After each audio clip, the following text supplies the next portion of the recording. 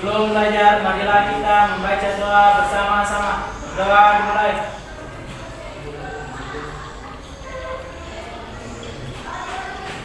Berdoa selesai. Beri salam.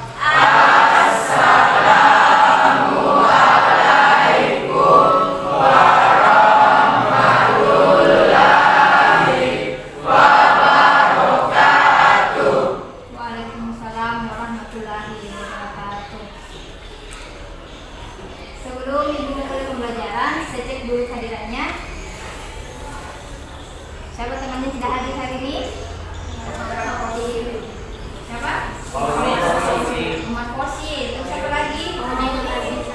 Modi. Kenapa Modi? Sakit. Jadi 2 orang. Siapa lagi nak? Oh itu jadi 2 orang yang sakit ya? Oke, sebelumnya hadir. Jadi sebelum memulai pembelajaran hari ini, kalian siapa yang masih mengingat instrumen kebijakan moneter? Angkat tangan. Coba kita ingatkan. Dari yang saya ingat kemarin, instrumen kebijakan moneter yang dipelajari minggu lalu yaitu kebijakan operasi pasar terbuka, kebijakan diskonto, kebijakan cadangan kas, dan kebijakan kredit selektif. Yang betul sekali berapa?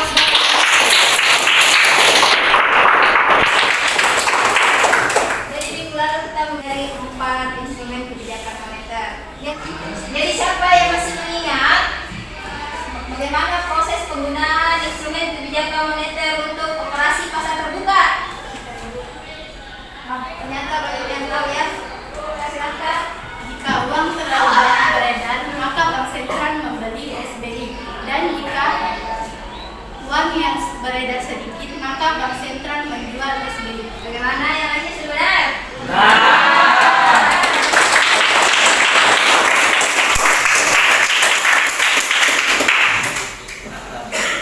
Ya, kemudian karena tadi sudah dibahas 4 instrumen, yang pertamanya kebijakan moneter yang kedua yaitu kebijakan moneter menggunakan sistem diskonto. Siapa yang bisa menjelaskan bagaimana instrumennya? Silakan. Jika uang terlalu banyak beredar, maka bank sentral akan menaikkan suku bunga. Dan jika uang yang beredar sedikit, maka bank sentral akan menurunkan suku bunga. Betul sekali.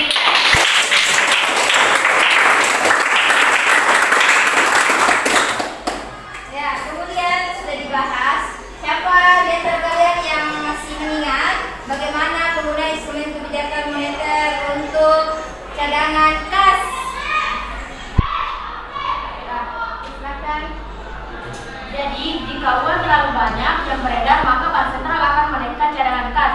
Dan jika uang yang beredar sedikit, maka bank sentral akan menurunkan cadangan kas. Ya, betul juga. Pertanyaan terakhir, bagaimana instrumen kebijakan untuk kredit selektif? Yang jelas silakan kita. Kebijakan bank sentral. Nah, kebijakan itu diambil ketika bank sentral pada saat ekonomi mengalami inflasi. Kebijakan ini diambil untuk memperketat cara-cara pengambilan kredit. Ya, betul sekali.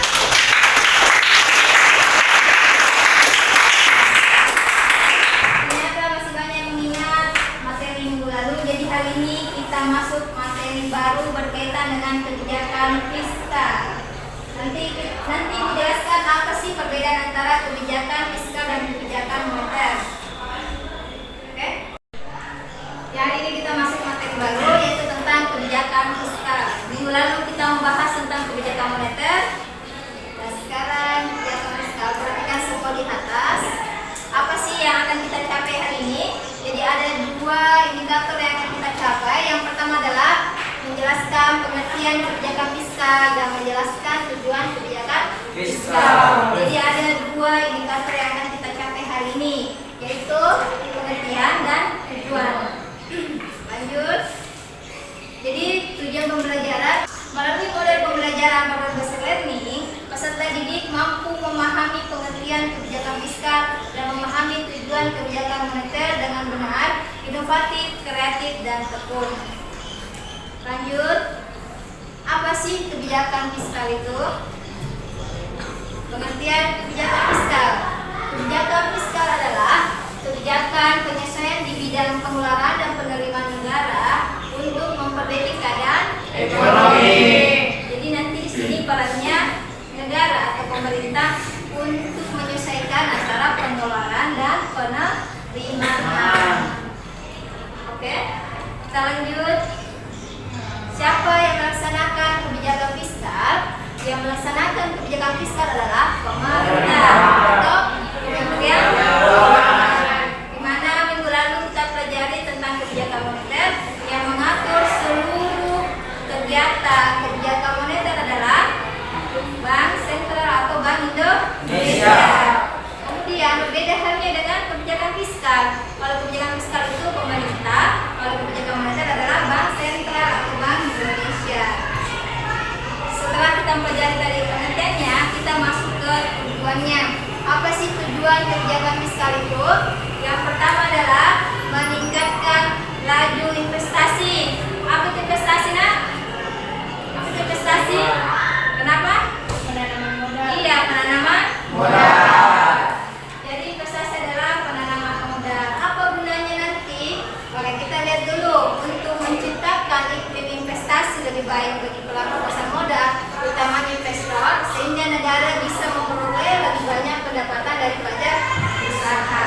Ketika banyaknya penanaman modal, maka akan muncul perusahaan-perusahaan baru, akan muncul usaha-usaha baru yang nanti pada akhirnya akan menghasilkan sebuah keuntungan, sebuah produk yang mereka buat, akhirnya banyak nanti yang kerja dan bisa menghasilkan pendapatan.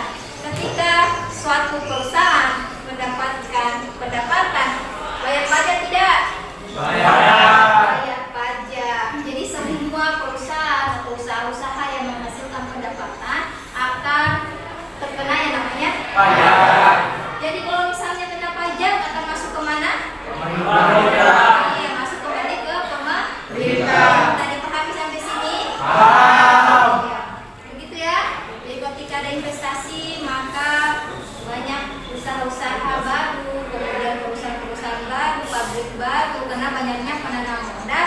Akhirnya akan terjadi ketika perusahaan itu menghasilkan laba, menghasilkan keuntungan, dan akhirnya membayar yang namanya Pajak. masuk kembali ke negara. Dipahami? Paham. Oke. Perhatikan poin kedua, yaitu mengendalikan laju inflasi. Apa itu inflasi, nak? Yang teruskan naiknya harga secara umum dan terjadi secara terus. Mulai dinamakan dengan inflasi. Jadi sebenarnya inflasi itu harus dikendalikan. Tidak bagus suatu negara ketika terjadi inflasi. Kenapa? Karena pasti semua barang-barangnya akan naik. Jadi kita perhatikan, untuk mengendalikan inflasi, pemerintah harus mengambil kebijakan fiskal yang bersifat kontraktif. Berarti pemerintah mengurangi pengeluarannya dan menaikkan pajak. Apalagi artinya kontraktif, nak? Oke, jadi mengurangi jumlah uang Yang beredar. Kalau ekspansif apa? Menambah jumlah uang yang Beredar. terjadikan inflasi. Karena banyaknya uang beredar, maka dilakukan yang namanya sistem kontraksi. Bagaimana cara untuk mengurangi jumlah uang beredar di masyarakat? Nah, sudah. Kita masuk poin ketiga, meningkatkan kesempatan kerja. Bagaimana ketika kalian misalnya sudah semua sarjana, kemudian ada ijazahnya, tahu-tahunya tidak ada lapangan kerja. Bagaimana itu bisa kerja? Kecuali kalian punya usaha atau punya jiwa bisnis, baru bisa bekerja. Jadi bagaimana caranya pemerintah bisa meningkatkan kesempatan kerja? Dilakukan dengan peningkatan pengeluaran pemerintah yang diarahkan pada satu, penyediaan sarana sosial dan ekonomi yang banyak menciptakan lapangan kerja. Dua, serta meningkatkan usaha produktif. Maksudkan sehingga nanti uangnya negara karena kalian sudah membayar pajak kan nanti berkumpul. Kemudian nanti itu pemerintah membantu UKM baru untuk melakukan bisnisnya, kemudian membuka lagi perusahaan untuk bisa menampung masyarakat bekerja. Jadi meningkatkan kesempatan bekerja. Poin keempat yaitu menjaga stabilitas harga barang. Ada banyak faktor yang mempengaruhi harga barang dalam pasar, mulai dari faktor positif seperti meningkatnya demand sampai faktor negatif seperti terjadinya penimbunan dan monopoli. Salah satu tujuan kebijakan fiskal Indonesia adalah demi menjaga harga barang tetap terjangkau bagi masyarakat dan terhindar dari fluktuasi karena pihak tidak bertanggung jawab. Saya kasih contoh, pemerintah itu mengalahkan yang namanya HET, harga eceran tertinggi. Jadi sudah diatur bahwa misalnya minyak diatur harganya cuma boleh sampai 25.000, 20.000. Jadi ada beberapa barang yang sudah diatur harganya. Kita lanjut. Poin kelima yaitu mengurangi ketimpangan distribusi pendapatan. Hal ini dilakukan dengan satu, menaikkan pendapatan golongan masyarakat berpenghasilan rendah dengan pemberian subsidi. Dua, mengurangi pendapatan golongan masyarakat berpenghasilan tinggi melalui pengenaan PPh progresif dan PPNBM. Di mana PPh itu apa nak? Pajak penghasilan. PPNBM apa? Pajak penambahan nilai dan barang. Jadi kalau misalnya ada orang barang-barang mewah diberikan pajak yang tinggi. Kemudian kalau itu poin pertama, menaikkan pendapatan golongan masyarakat berpenghasilan rendah dengan pemberian subsidi. Contohnya begini, kalian semua itu ketika membeli BBM harganya itu sudah disubsidi. Nah, ada juga beberapa misalnya orang yang berpenghasilan rendah, orang-orang miskin biasa itu sudah disubsidi listriknya. Subsidi apa sih subsidi? Kurangi harganya. Iya, dikurangi harganya. Pemerintah yang tanggung. Jadi sebenarnya itu BBM ditanggung sama sebagian harganya oleh pemerintah. Jadi sekarang pembagian LKPD silahkan dikerja LKPD-nya, baca petunjuknya.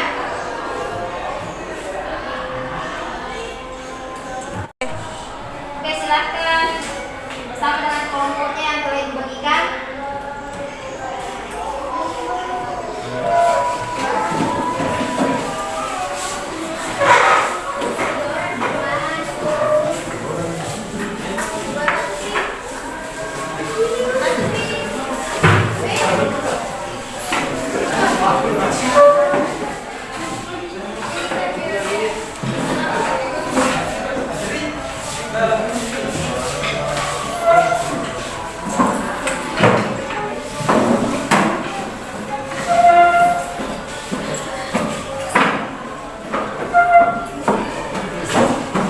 Gimana, sudah semua dengan kelompoknya masing-masing?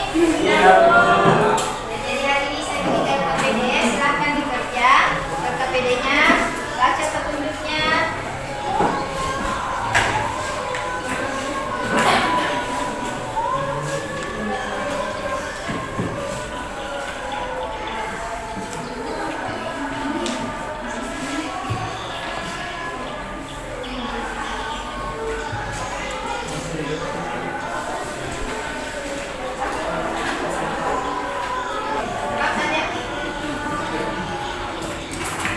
Sudah ada semua LKPD-nya?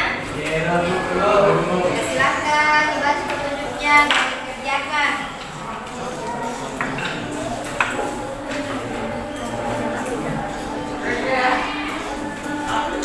APBN dan semua itu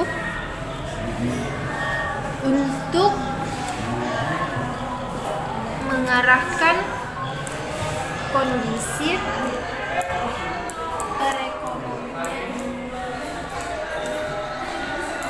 menjadi lebih baik.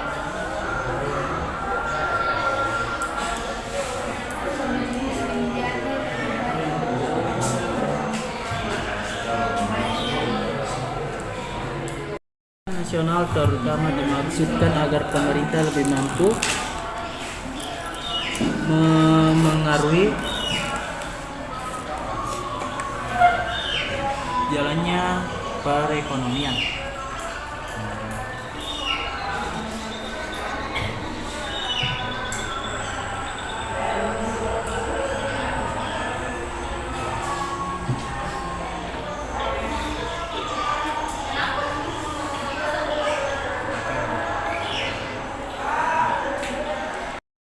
Meningkatkan distribusi pendapatan nasional.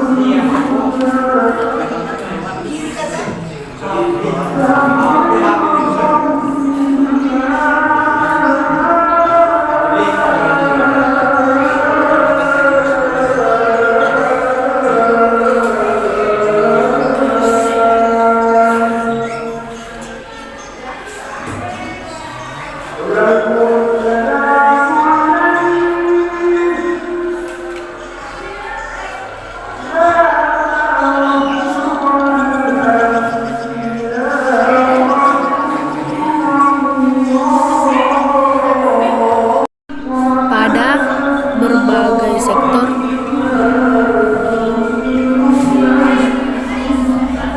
dan seluruh wilayah negara.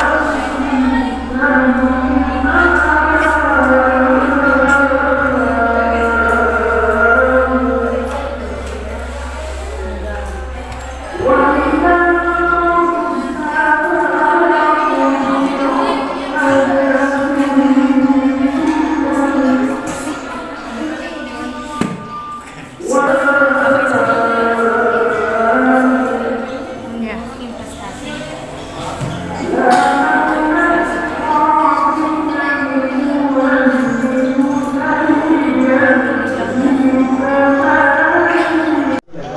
Mendorong investasi.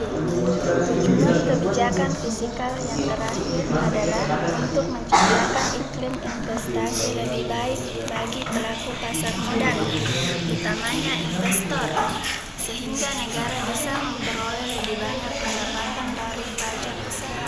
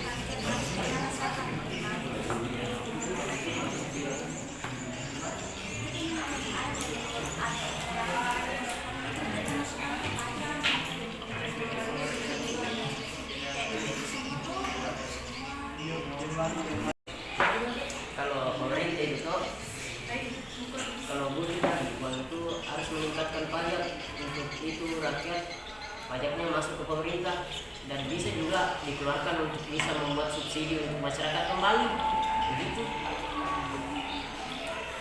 Apa itu subsidi? Subsidi itu pengurangan harga barang yang ditanggung sama pemerintah. Mas Sentral, Basku ekonominya itu mengadvokasi kebijakan ini jadi memperketat syarat-syarat pemberian kredit bodily.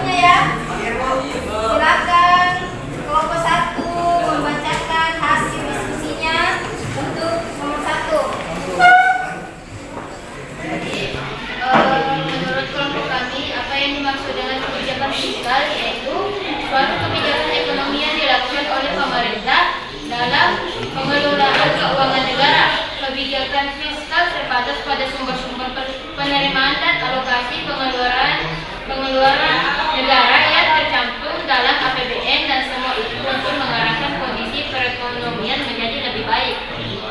Bagaimana dengan kelompok lain? Ada yang ingin menanggapi atau ingin menambahkan?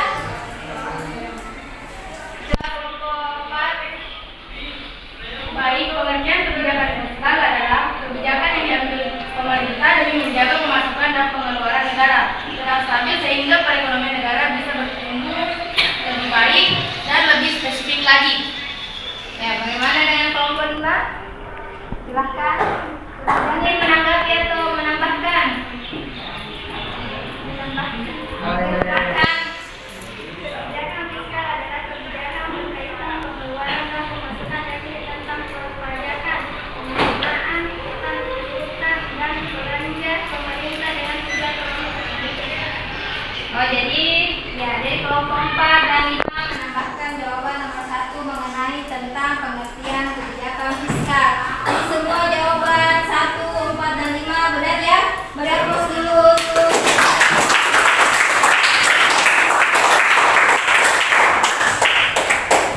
Kelompok 2 menjawab untuk soal nomor 2. Berarti dulu. Bagaimana peran kebijakan fiskal bagi negara maju dan negara berkembang? Bagi negara maju, peranan kebijakan fiskal pemerintah makin besar dalam mekanisme pembentukan tingkat pendapatan nasional, terutama dimaksudkan agar pemerintah lebih mampu mempengaruhi jalannya perekonomian. Hal ini dimaksudkan untuk menghindari banyaknya pengangguran, tingkat inflasi yang tinggi, mengatasi defisit neraca, perdagangan neraca, pembayaran, dan lain-lain. Sedangkan pada negara berkembang, peranan kebijakan fiskal lebih mengarah pada upaya untuk meningkatkan investasi melalui kapital komersial. Dengan investasi yang tinggi, maka output nasional akan meningkat yang pada akhirnya pertumbuhan ekonomi dan pembangunan ekonomi dapat berjalan dengan baik untuk meningkatkan taraf hidup dan kesejahteraan rakyat. Bagaimana kelompok 1? Sama, Bu. Kelompok 3? Sama, Bu. Kelompok 4? Sama, Bu. Kelompok 5? Sama, Bu. Iya. Emang sudah benar jawabannya dan sangat lengkap. Beri aplaus dulu untuk kelompok. Ya, kita masuk ke kelompok 3. Silakan menjawab soal nomor 3 mengenai apa tujuan kebijakan fiskal yang dilakukan pemerintah. Apa tujuan kebijakan fiskal yang dilakukan pemerintah? Adapun tujuan kebijakan fiskal yang dilakukan pemerintah adalah A. Memperbaiki keadaan perekonomian. Hal ini dapat dilakukan dengan mengatur tingkat konsumsi pemerintah, jumlah transport pemerintah, dan jumlah pajak yang diterima sehingga dapat mempengaruhi tingkat pendapatan nasional. B. Meningkatkan kesempatan kerja. Implementasinya adalah dengan menggerakkan pos penerimaan dan pengeluaran dalam anggaran pendapatan dan belanja negara. Tujuan dari semua itu adalah untuk meningkatkan laju investasi untuk meningkatkan output nasional yang pada akhirnya dapat menyerap kesempatan kerja. Ya, bagaimana dengan kelompok 1? Pendapat? Sama, Bu. Kelompok 2? Sama, Bu. Kelompok 4? Sama, Bu. Kelompok 5? Sama. Ya, memang sudah benar jawabannya. Beri aplaus dulu untuk kelompok 3. Kita lanjut soal nomor 4. Silakan kelompok 4 menjawab. Berikan penjelasan mengenai tujuan kebijakan fiskal dalam menjaga kestabilan harga, mendorong investasi dan meningkatkan distribusi pendapatan nasional. C. Menjaga kestabilan harga secara umum dan menahan inflasi. Implementasi dari kebijakan ini adalah dengan menetapkan pajak langsung progresif dan pajak komoditas dengan harapan dapat menjaga stabilitas harga dan dapat menekan laju inflasi yang tinggi di masyarakat. D. Meningkatkan distribusi pendapatan nasional. Implementasi dari kebijakan ini untuk meningkatkan pendapatan nyata masyarakat dan semua ini dapat tercipta apabila investasi dari pemerintah dalam pembangunan dapat dilakukan secara merata dan berimbang pada berbagai sektor dan seluruh wilayah negara. E. Mendorong investasi. Tujuan kebijakan fiskal yang terjadi adalah untuk menciptakan iklim investasi lebih baik bagi pelaku pasar modal, utamanya investor, sehingga negara bisa memperoleh lebih banyak pendapatan dari pajak nasional. Kebijakan fiskal yang terakhir adalah untuk menciptakan iklim investasi lebih baik bagi pelaku pasar modal, utamanya investor, sehingga negara bisa memperoleh lebih banyak pendapatan dari pajak nasional. Bagaimana dengan kelompok 1? Kelompok 2? Sama Bu. Kelompok 3? Sama Bu. Ulang tadi tuh. Kelompok 1? Sama Bu. Kelompok 2? Sama Bu. Kelompok 3? Sama Bu. Kelompok 5? Sama Bu. Oke. Jadi sama-sama jawabannya nomor 1 ya. Silakan. Kelompok 5 menjawab soal nomor 5. Nah, soal itu contoh kebijakan fiskal di Indonesia. Dan yang pertama itu tax amnesty. Contoh kebijakan fiskal di Indonesia pertama itu tax amnesty, pembebasan pajak berupa pengurangan atau peniadaan dalam pokok bagi masyarakat yang mau melaporkan seluruh kekayaannya. Kedua, subsidi BBM dan gas. Contoh kebijakan fiskal yang kedua adalah subsidi BBM dan gas. Tujuan kebijakan fiskal di bidang bakar ini adalah memperlancar mobilitas dan transaksi ekonomi masyarakat. Dan yang ketiga, penetapan harga eceran tertinggi. Yaitu contoh terakhir kebijakan fiskal adalah penempatan harga jual maksimum untuk barang tertentu, yaitu disebut dengan kebijakan HET. Barang dengan harga eceran tertinggi umumnya adalah obat-obatan dan sembako. Ya, bagaimana kelompok 1? Sama Bu. Kelompok 3? Sama Bu. Sama Bu. Sama Bu. Ya, memang sudah benar jawabannya. Beri aplaus dulu untuk setelah berakhirnya KPD yang dikerjakan dan didiskusikan, silahkan setiap perwakilan kelompok naik untuk mengumpulkan LKPD-nya.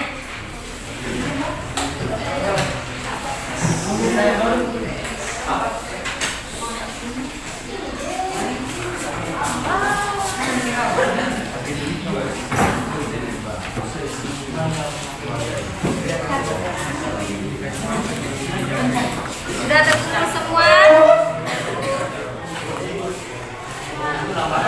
Tidak, kasih lagi.